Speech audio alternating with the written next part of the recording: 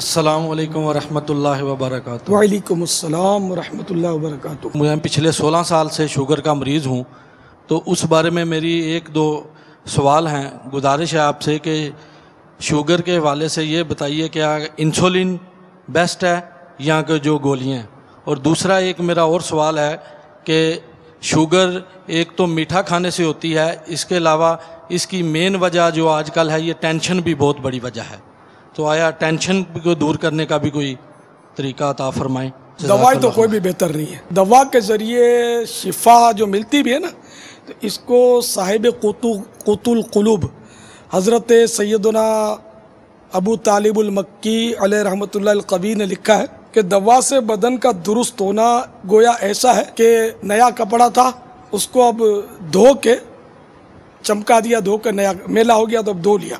तो अब जब कोई कपड़ा धुल जाता है तो वो हमारे यहाँ सेकंड हैंड कहलाता है ना, धुला हुआ कपड़ा। नए कपड़े की वैल्यू है वो धुले हुए कपड़े की होती ही नहीं है। तो अब वो बदन भी है, समझो इसको अब ये कि वो इसकी ट्यूनिंग हो गई और इसको डेंट थे तो दुरुस्त कर लिया, तो ये अब थोड़ा इसमें कुछ ना कुछ कमज़ोरी हो जाती है, सेकंड हैंड टाइप की मशीनरी हो जाती है। इंसुलिन की दवा आदमी ने ले ली ना, तो अब सुना है कि फिर उम्र भर उसको लेनी पड़ती है, बच नहीं सकता इससे। इलाज बिल ग़िज़ा जो होती है ना, इन्हें ग़िज़ा के ज़रिए इलाज, ये दी बेस्ट के परहेज़ी करे, जो ग़िज़ा नहीं चलती उसको छोड़ दे और ऐसी ग़िज़ाएँ ले कि जिनसे बीमारियाँ दूर होती। जैसे करेला, ये शुगर के मरीज़ के लिए बहुत मुफीद माना जाता है, तो करेला कड़वा होता है, ये खाए। ये आपने बहुत ही प्यारी बातों पर इरशाद फरमाई। असल में कल्चर ये है कि जो चीज़ बीमारी पैदा कर रही है ना, उसको ख़त्म करने के बजाय उसके ऊपर कोटेड किया जा रहा है। फॉर एग्जाम्पल कि कोई ऐसी ग़िज़ा है जो पसीने में बदबू पैदा करती है,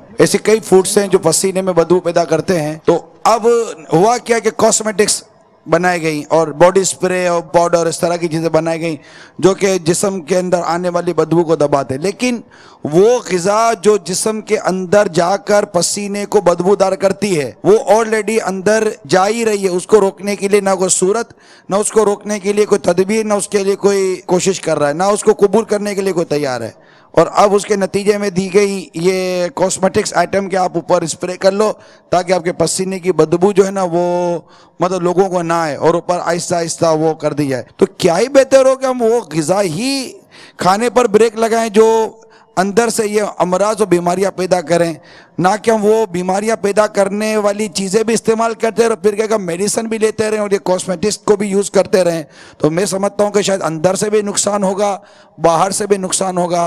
बेहतर यही है कि अमील सुन्नत ने अल्हम्दुलिल्लाह जो हमें एक इलाज तजवीज़ किया, इसको हम बेहतर से बेहतर इलाज समझते हुए इसको अमल करने की कोशिश करें। तो ये शुगर वाले इस्ताई भाई जिन्होंने सवाल किया, MPA ने हमारे, तो ये बता रहे थे कि टेंशन से भी शुगर बढ़ता है। देखिए टेंशन जो है ना, ये अगर उम्मुल अमराज कहे ना इसको, तो शायद गलत ना हो। ये मैंने बैठे बैठे से मेरे को सूझी, इसलिए कि टेंशन से ये आदमी हार्ट फेल हो जाता है, टेंशन से उसके दिमाग की नस फटती है। यहाँ तक के बताया जाता है कि जो बंदा डूब जाता है ना, डूबता है पानी में, तो डूबने से जल्दी नहीं मरता, भले पानी में डूब जाए।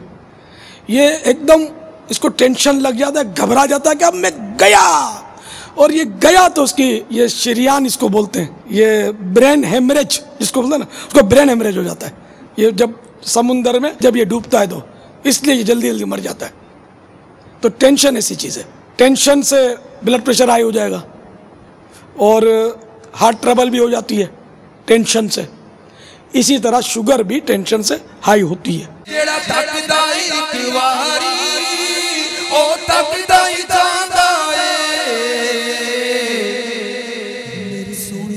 मुर्शिद दा दीदार बड़ा सोना।